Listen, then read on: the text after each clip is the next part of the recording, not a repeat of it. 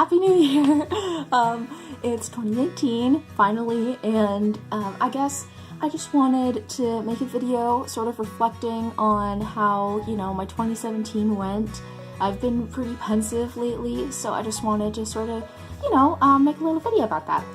So I guess we can start with last New Year's Eve. I spent it alone, as I had done the past several New Year's Eves before that. And then, of course, in February, our new president was elected, and everything went to shit from there.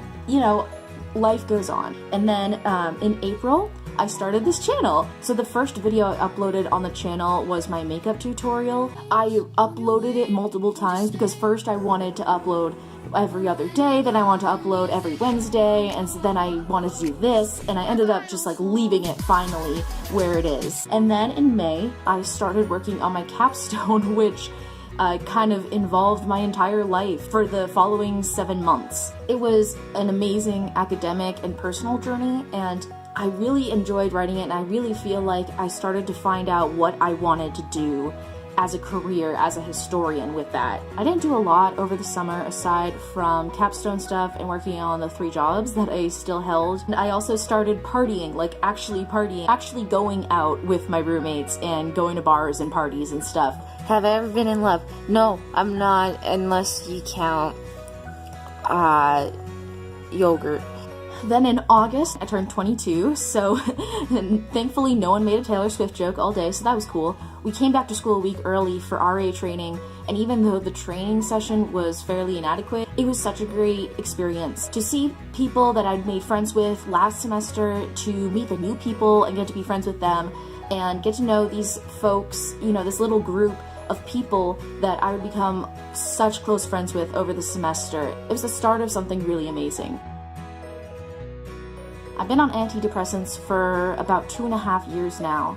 I'm definitely better than I used to be, but things started to go downhill again. Starting this new semester, everything went wrong. All these things that I had to deal with that were just piling on top of all my classes, I started to self-harm. I was just so stressed. It was the only thing that made me feel like I had a little bit of control over myself and my reactions and how things happened to me. It was also, in a lot of ways, a cry for help, and when people didn't notice that I was hurting myself, it made me feel so much worse. My mom flew me home to New Hampshire. Of course, my mom noticed because my mom sees everything. I guess I just needed someone to tell me, you're not okay and you need help. I started seeing a therapist at school, but it still wasn't getting better, so I started drinking pretty heavily. And you can see in some of my playthroughs around that time where I was just getting drunk on purpose because I was just in so much pain and I didn't know what to do about it. I love the universe and the characters.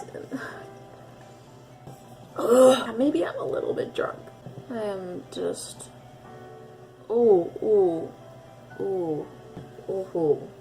So there came a night where I drank so heavily, I ended up going to the hospital that night, and it was the worst night of my life. I guess that sort of shook into me that I need to get help. I really can't keep doing this to myself. So I actually started making a concerted effort with my therapist to work on those problems that I was having. It became easier to recognize when I'm overburdening myself and to try and take care of myself better. I did really well on my midterms, I got all A's, and I ended up graduating on December 14th, magna cum laude, from the College of Charleston. It was easily the worst couple months of my life, but I still managed, and I still pushed through, and I did a great job. And I just feel like I've changed so much. When I came home for the holidays, I was able to have conversation with my family and, have adult conversations. I found an apartment by myself. I'm maintaining 3 jobs that I've had.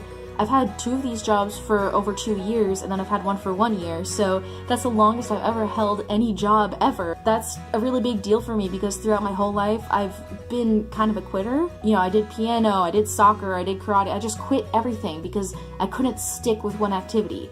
But now I've actually stuck with these things, and I chose a major that I love, and I found something that I want to do for the rest of my life. Going into college was when I started to realize that I was depressed, and it just got so much worse as college went on, and a big factor in that was not knowing what I wanted to do with my life and feeling like I was just wasting my time. Transferring to another school in another state that I'd never been to, never lived on my own, was such a big thing for me.